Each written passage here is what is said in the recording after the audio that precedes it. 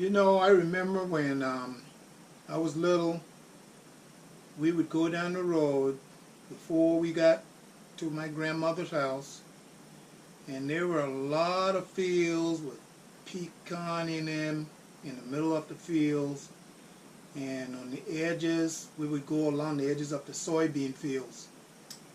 And there were areas where they had the popcorn trees, and me and my brothers, we would take the saw, we'd walk down the road, and when we got to the popcorn trees, my mama was not with us at the time.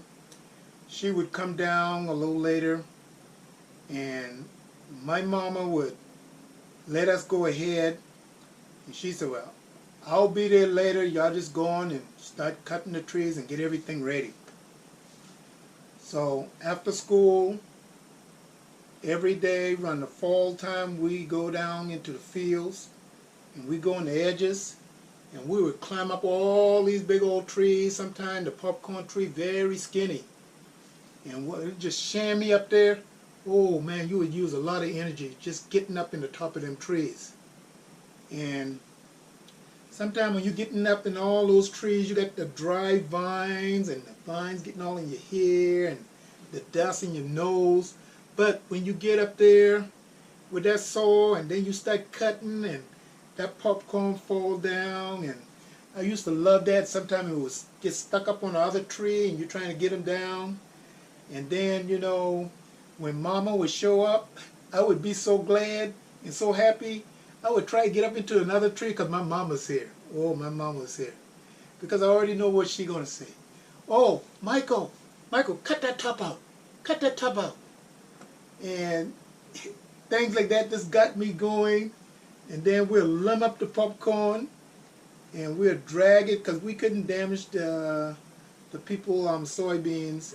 So we had to kind of go on the side of the field and drag the limbs and get them back as close to the car as possible.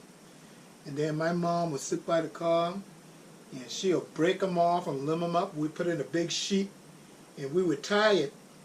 And sometime we had so much popcorn that evening we put some on top of the car on the trunk, get it back home. But then Grandmama's house was only a little less closer than the home, so we'd take some over to Grandmama's house, and we take the rest of them home. And then the next day we go right back into the field and get the rest of it because there was so many of it. You know, those days I remember. And then with that 72 Chevy, we couldn't get everything in that car, but that car helped us a whole lot. If we didn't have that car, we'd had to tote all that popcorn home. And I mean, it wasn't easy because we had to walk down the road 2-3 miles just to get to the house, get home.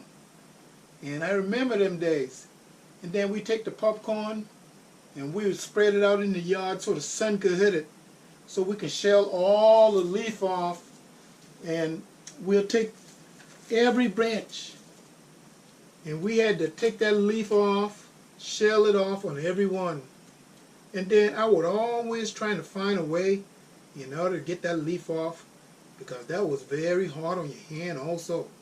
You know, you scratching on this wood, and you're trying to shell all the leaf off to make it clean like this, you know. So those days, I remember those days like that.